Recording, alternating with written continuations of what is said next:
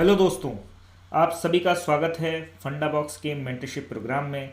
आज हम डिस्कस करने जा रहे हैं एक ऐसी टेक्निक के बारे में जो ना केवल आपकी पढ़ाई को बूस्ट कर देगा, बल्कि आपकी ब्रेनस्टॉर्मिंग, आपकी नोट्स मेकिंग को एक नई ऊंचाई देगा।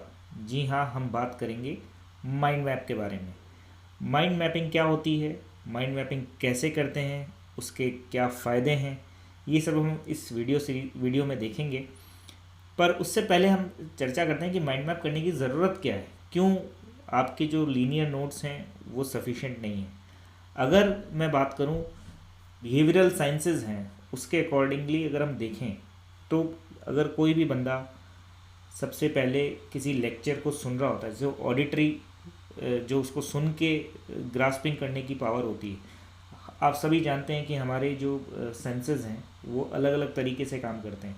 उसमें आई एक ऐसा सेंस है जो बहुत ज़्यादा रिसेप्टिव है, तभी हमारे को जो मूवीज़ हैं वो बहुत ज़्यादा अच्छे से याद रहती हैं बनस्पत के कोई चीज़ हमने सुनी हुई हो या कोई चीज़ छू के पता करी हो या टेस्ट करी हो।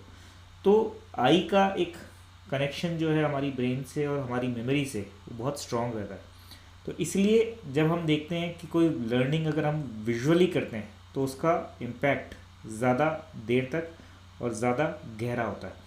तो उस आइडिया को दिमाग में रखते हुए हम आज यहाँ माइंड मैपिंग के कॉन्सेप्ट को समझने की बात कर रहे हैं। हमारे जो ट्रेडिशनल नोट्स मेकिंग का तरीका है उसमें हम क्या करते हैं कि उसके अंदर हम बहुत सारी लाइंस, जो लीनियर लाइंस हैं उसमें नोट्स लिखते हैं। जनरली 3 या 4 कलर के पेन्स, जो जैसे ब्लू, ब्लैक, रेड और ग्रीन, ये 4 कलर के पेन ही यूनिवर्सल इंक की तौर पे सब जगह इस्तेमाल किए जाते हैं। तो हमारा ब्रेन जो है, जबकि अगर आप देखोगे कि अगर हम बहुत ज़्यादा कलरफुल अट्रैक्टिव चीज़ होती है तो उसको हम ज़्यादा अच्छे से ग्रास्प भी करते हैं और उसको ज़्यादा अच्छे से हम याद भी रख पाते हैं। तो उसी आइडिया पे एक नया कॉन्सेप्ट डेवलप किया गया जिसको कहते हैं माइंड मैप। माइंड मैप का जो कॉन्सेप्ट है वो टोनी ब्यूजान करके जो न्यूरो साइंटिस्ट हैं उन्होंने लेकर आए थे।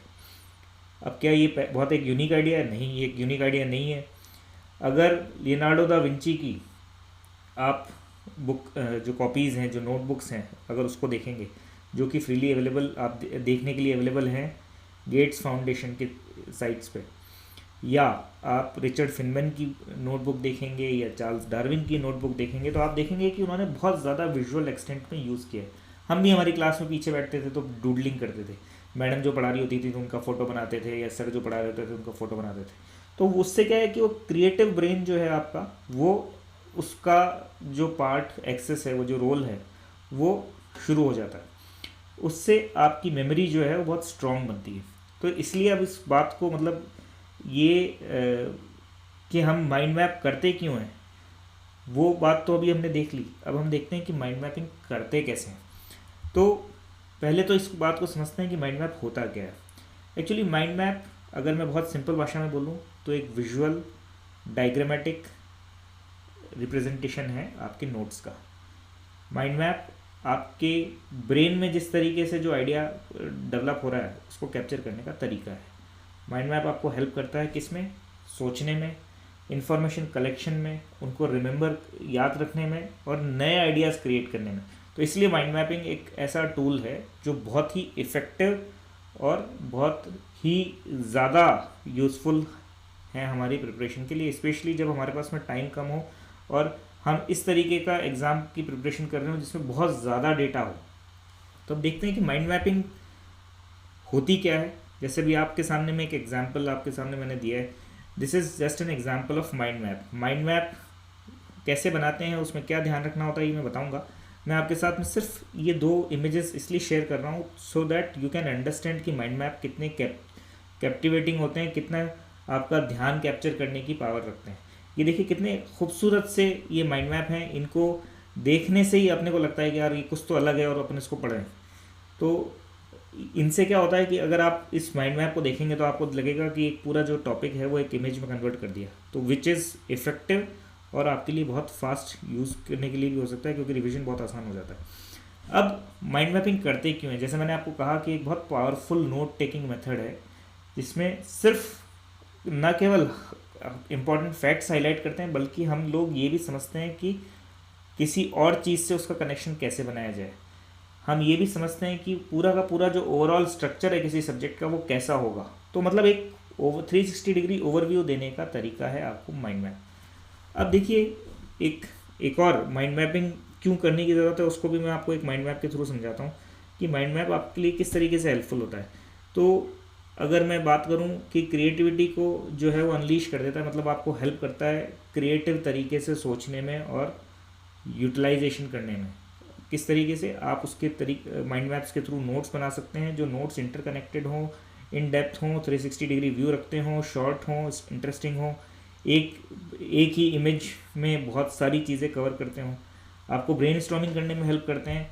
जैसे कि बहुत सारी चीज़ें आप जो हैं उससे सोच सकते हैं। मैं अभी अपन आने वाले जो कुछ मिनटों में ये देखेंगे कि जो एक माइंड मैपिंग करते हैं तो उस प्रोसेस में किस तरीके से हमारा ब्रेन का एक्सपेंशन होता है। ये हमको हेल्प करते हैं बहुत सारी चीज़ों को कनेक्ट करने में, क्योंकि हमने बहुत सारे एस्पेक्ट्स पढ़े हुए होते हैं पर हमें पता नहीं होता है कि हम उसको यूज़ कैसे करें। जैसे फॉर एग्जांपल अभी मैं किसी से एक मेंटी से ही बात कर रहा था, तो उनको मैं ये एग्जांपल दे रहा था कि सस्टेनेबल डेवलपमेंट गोल जो है ऑलमोस्ट हर चीज़ के लिए एक सस्टेनेबल डेवलपमेंट गोल है जो सोशल एस्पेक्ट से रिलेटेड है या इकोनॉमिक एस्पेक्ट से रिलेटेड है। क्या आप अपने आंसर्स में उसको यूज़ करते हैं? तो उनका आंसर था नहीं। तो वो कह रहे थे कि हमें पता तो है सस्टेनेबल डेवलपमेंट गोल और हमें ये भी पता है कि इस पर्टिकुलर टॉपिक से वो रिलेटेड है, पर हमें ये नहीं पता कि उसका इंटरलिंकिंग कैसे करेंगे, उसको जोड़ेंगे कैसे, उसको इस्तेमाल कैसे करेंगे। तो ये सारी चीज़ें हम सीखते हैं एक माइंड मैपिंग टेक्निक के थ्रू। ठीक है, तो अब देखते हैं कि माइंड मैप होता क्या है। देखो माइंड मैप अगेन जैसे मैंने आपसे कहा कि बहुत सिंपल सा डायग्रामेटिक रिप्रेजेंटेशन है। अभी ये जितने कलरफुल डायग्राम्स यहाँ बने हुए हैं, ज़रूरी नहीं है कि आप जो भी माइंड मैप बनाएं वो इसी तरीके का बनाएं। आप अपने कॉपी में पेन पेपर पे माइंड मैप बनाएं, सिंपल बनाएं। तो अट्रैक्टिव बनाने के लिए उसमें बहुत खूबसूरत पेंटिंग या ड्राइंग बनाने की ज़रूरत नहीं है। आप बिल्कुल डूडलिंग करें, वही डूडलिंग करें जो आप अपनी कॉपीज़ में करते हैं, just to have that connection with in your brain, जिससे कि वो आपकी दिमाग में स्टिक रह जाए। बस बाकी और कुछ भी उसमें ज़्यादा दिमाग लगाने की ज़रूरत नहीं है, उसमें ज़्यादा सोचने की ज़रूरत नहीं कि हमारा माइंड मैप कितना अच्छा होना चाहिए। अब माइंड मैप करना कैसे? सबसे पहले आपको मैं सजेस्ट करूँगा कि आप इसको पहले तो पेन पेंसिल पे पेपर पे ही बनाएं। आपको सॉफ्टवेयर्स यूज़ करने की ज़रूरत नहीं है, आपको एप्लीकेशंस यूज़ करने की ज़रूरत नहीं है। जितना ज़्यादा आप पेपर पे करेंगे उतना ज़्यादा फास्ट होगा, उतना ज़्यादा ईजी होगा। यहाँ सिर्फ रिप्रेजेंटेशन के लिए आपको जो है सॉफ्टवेयर से बने हुए माइंड मैप्स दिखाए जा रहे हैं। अब पेपर को यूज़ कैसे करना है? अब आप कोई भी पेपर लेते हैं तो पेपर को सीधे इस वे में नहीं रख के, मतलब पोर्ट्रेट मोड में नहीं रख के आप उसको लैंडस्केप मोड में रखें। लैंडस्केप मोड में जब आप रखेंगे तो बीच के साइड में, बिल्कुल बीच में आप एक सेंट्रल इमेज बनाएं। सेंट्रल इमेज जो होगी वो आपका सेंट्रल कॉन्सेप्ट या सेंट्रल आइडिया होगा। देखो कैसे बनाते हैं। अब यहाँ आप देख सकते हैं कि यहाँ जैसे अब मैं यहाँ पे एक कॉन्सेप्ट बना रहा हूँ, उसमें यहाँ मैं ये बना ही ये रहा हूँ कि हाउ टू माइंड मैप, मतलब माइंड मैप कैसे करते हैं, उसी पे एक माइंड मैप बना रखा है। तो ये पार्ट जो है ये सेंट्रल आइडिया है, सेंट्रल इमेज है, जो आपका मेन कॉन्सेप्ट लिखा हुआ है। इससे कुछ इमेजेस कुछ लाइंस निकली हुई हैं। ये लाइंस देखिए अलग अलग कर्वी हैं और अलग अलग कलर की हैं। आपके लिए ज़रूरी नहीं कि आप उसको कर्वी बनाएं, कलर की बनाएं, आप उसको सिंपलेस्ट फॉर्म में भी बना सकते हैं।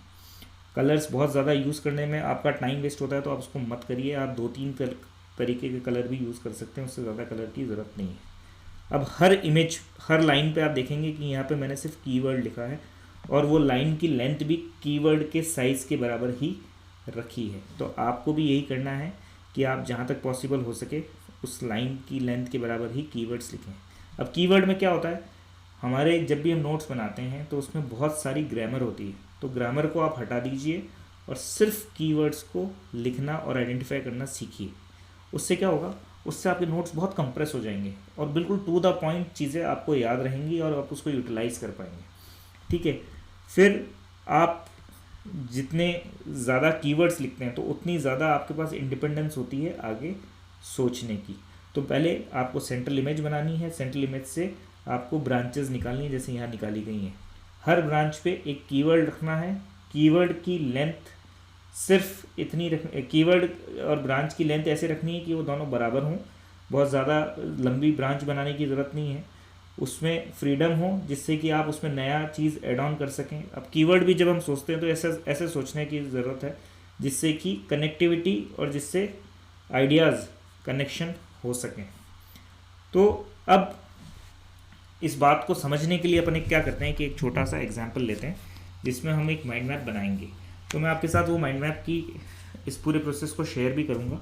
तो अभी मैं एक माइंड मैप बना रहा हूँ जिस माइंड मैप का जो टास्क है, अभी आपने एक स्कीम के बारे में सुना होगा जिसमें राजस्थान गवर्नमेंट ने एक स्कीम स्टार्ट की है जिसमें बैक टू वर्क स्कीम जो है वो स्टार्ट की है। तो उसके लिए एक अपन माइंड मैप बनाते हैं। तो पहले मैंने यहाँ पे एक सेंट्रल इमेज बना ली। सेंट्रल इमेज में मैंने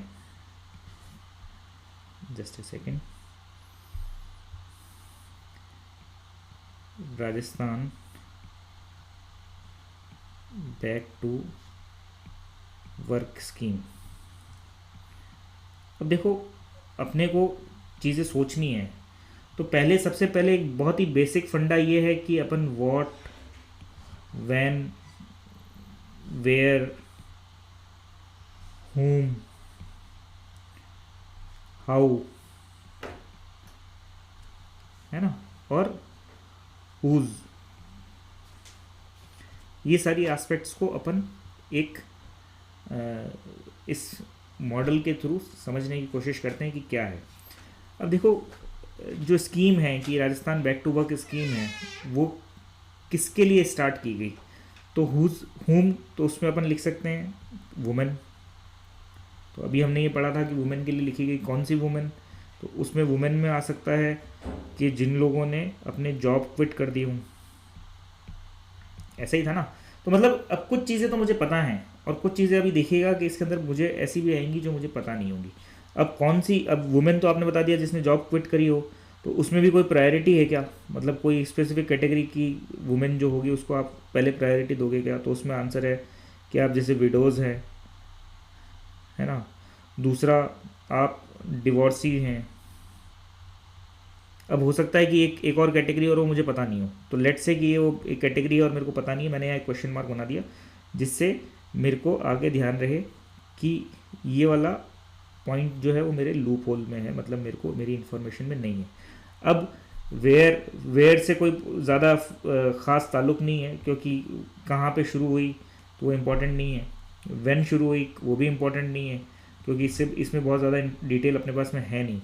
अब इसमें क्या कर रहे हैं वो ज़रूर हमें पता है कि व्हाट इसमें करना क्या चाहते हैं। इसमें दो चीज़ें करना चाहते हैं, एक है जॉब फैसिलिटेशन, दूसरा है इसके अंदर skill training,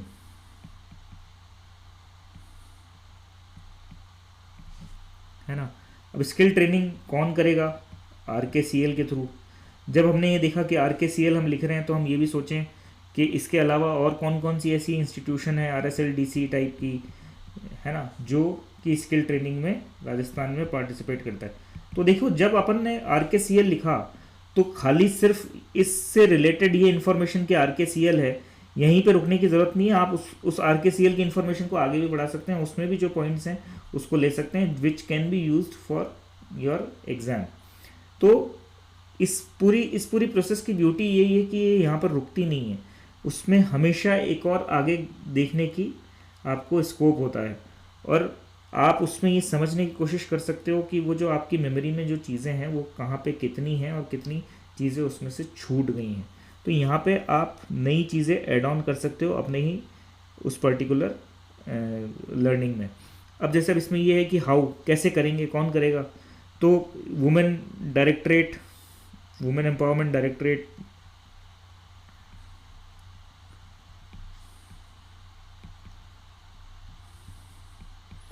plus CSR organisation, ये मिलके करेंगे, ठीक है। अब ये जो कर रहे हैं, ये जो इन्होंने इधर अपन ने यहाँ पर भी देखा था जॉब क्विट कर दी, तो जॉब क्विट करने वाली सारी वुमेन्स होंगी क्या, किस रीज़न से, फैमिली रीज़न से।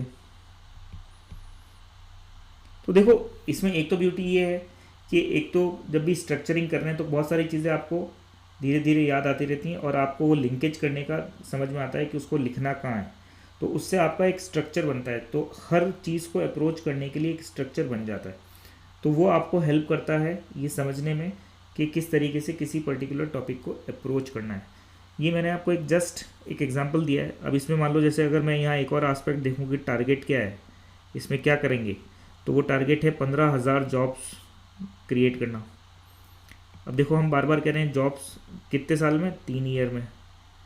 अब हम कह रहे हैं जॉब्स क्रिएट करना, तो जॉब्स किस में, गवर्नमेंट सेक्टर में कि प्राइवेट सेक्टर में, तो यहाँ लिख दिया मैंने प्राइवेट सेक्टर। ठीक है, अब देखो ये सारी चीज़ें तो हो गई जो स्कीम से रिलेटेड है, पर कुछ एरियाज ऐसे हैं। अब यहाँ मैंने जब इसको बनाया तो इसमें एक और एस्पेक्ट ये आया कि क्यों करने की ज़रूरत है। मान लो इस तरीके की अप्रोच करने की ज़रूरत क्या है, तो मैं आपको बताता हूँ कि जैसे SDG जो 5 नंबर है, आपको याद नहीं होगा, अगर याद है तो बहुत अच्छी बात है। अगर इतना भी याद है कि एक SDG है जिसमें जेंडर इनइक्वालिटी की बात हो रही है, तो आपको ये पता चल जाएगा कि ये SDG है और जेंडर इनइक्वालिटी के बारे में आपने कहीं पढ़ा हुआ है, तो आप उसको यहाँ लिख दें। और अब आपको ये एक लूप होल आपको ध्यान पड़ गया कि ये वाली इन्फॉर्मेशन मेरे को पता नहीं है कि वो वाला नंबर कौन सा है। अगर आप अपने आंसर को और बेहतर करना चाहते हैं तो आप अगर वो नंबर भी लिख देंगे तो आपका आंसर और बेहतर हो जाएगा। तो इसलिए इस पूरी एक्सरसाइज में एक फ़ायदा ये होता है कि आपकी ब्रेन में, आपकी मेमोरी में, आपकी अंडरस्टैंडिंग में कहाँ कहाँ लूप होल्स हैं वो आपके सामने क्लियर होते हैं। तो आप उसको यहाँ जब इस तरीके से एक्सरसाइज करना शुरू करेंगे तो आपको समझ आएगा कि कहाँ कहाँ आपको कौन कौन सी इन्फॉर्मेशन नहीं पता है। अब एक एस्पेक्ट ये हो सकता है कि मैं कहूँ कि जो वर्क स्कीम है वो क्यों करने की ज़रूरत है। ये जेंडर इनइक्वालिटी की बात अगर हम करें तो क्या मतलब है जेंडर इनइक्वालिटी का, तो यहाँ पर कोई इन्फॉर्मेशन है आपके पास, कोई डेटा है क्या? अगर है तो अच्छी बात है, नहीं है तो क्या करोगे?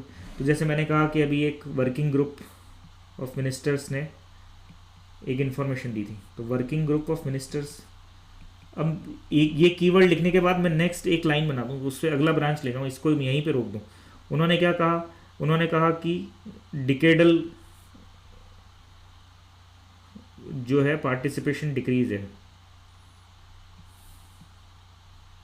किसका, वुमेन का वर्कफोर्स में, है ना। तो अब उसमें कोई और भी डेटा आपके पास है क्या? तो अगर मैंने मान लो डेटा की बात करूँ तो मैंने ये लिख दिया, मेरे पास में यहाँ डेटा है 20.8% पार्टिसिपेशन है, जो कि हिस्टोरिक लो है, हिस्टोरिक लो पार्टिसिपेशन। तो एक तरीके से अब मेरा ये जो नोट्स बन रहे हैं ये पूरे नोट्स हैं, मतलब एक 360 डिग्री व्यू के नोट्स हैं। तो मैंने सिर्फ इस अपने आप को Rajasthan back to work scheme तक लिमिट नहीं किया। मैं जब उसमें कनेक्टिविटी ढूंढना शुरू किया मैंने, तो उसमें मैं नए नए एस्पेक्ट्स में जाता चला गया। यही इसकी ब्यूटी है और यही आपको इस पूरे प्रोसेस में करना है, जिससे आपको ये समझ में आएगा कि कैसे आप जो है अपने आंसर्स को और बेहतर कर सकते हो।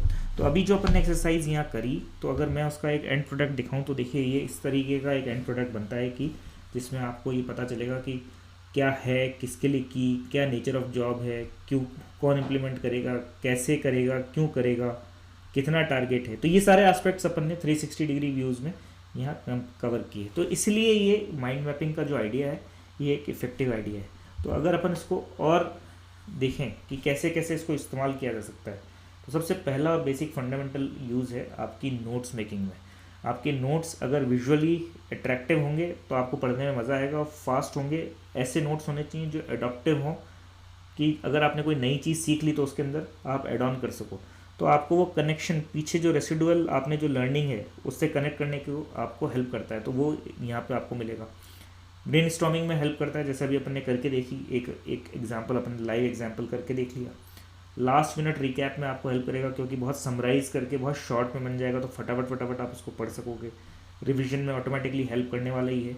और जब भी कोई नया टॉपिक सीखते हैं तो उसमें अगर आपको कुछ नहीं भी आता है, तो जैसे अभी अपन ने यहाँ पे बहुत फंडामेंटल क्वेश्चंस पूछ लिए, when, where, how, where, what, whom, तो इनसे क्या होता है कि इनसे आपको एक स्ट्रक्चर, कोई भी चीज़ सीखने में, स्ट्रक्चर करने में आसानी होती है। जब अपन हर चीज़ को एक स्ट्रक्चर से पढ़ते हैं तो अपनी लर्निंग ज़्यादा स्ट्रॉन्ग, ज़्यादा इफ़ेक्टिव, ज़्यादा फास्टर होती है और जिसकी जो डेप्थ है वो ज़्यादा रहती है। तो आई होप कि आपको ये जो माइंड मैपिंग का कॉन्सेप्ट है ये समझ में आया होगा और आपको ये कॉन्सेप्ट पसंद भी आया होगा। इसको आप अपने एग्ज़ाम में और अपने प्रिपरेशन में यूज़ करना शुरू करें। एक चीज़ हम और कर सकते हैं कि हर सुबह मैं आपको एक टॉपिक दूंगा और मैं आपसे एक्सपेक्ट करूंगा कि आप उसका एक माइंड मैप बना के हमारे ग्रुप में शेयर करें, जिससे कि लोगों को पता भी चले और नए नए पॉइंट्स निकल के आएँ, आपकी ब्रेनस्टॉर्मिंग एक्सरसाइज हो जाए। At the end of the day मैं आपके साथ शेयर करूंगा एक ऑसम सा माइंड मैप सारे पॉइंट्स को कवर करते हुए, जिससे कि आपके पास में एक प्रिंटेबल, एक रेडी टू लर्न करने के लिए, ready to look mind map available हो। इसी तरीके से हमारे और भी ऑसम प्रोडक्ट्स को देखने के लिए आप हमारा यूट्यूब चैनल भी लाइक एंड सब्सक्राइब करें और टेलीग्राम का जो फंडा बॉक्स का जो मेन चैनल है उसको भी फॉलो करते रहें।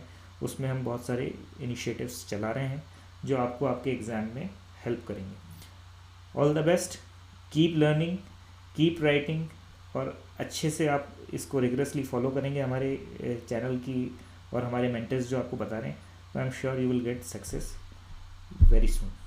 Thank you.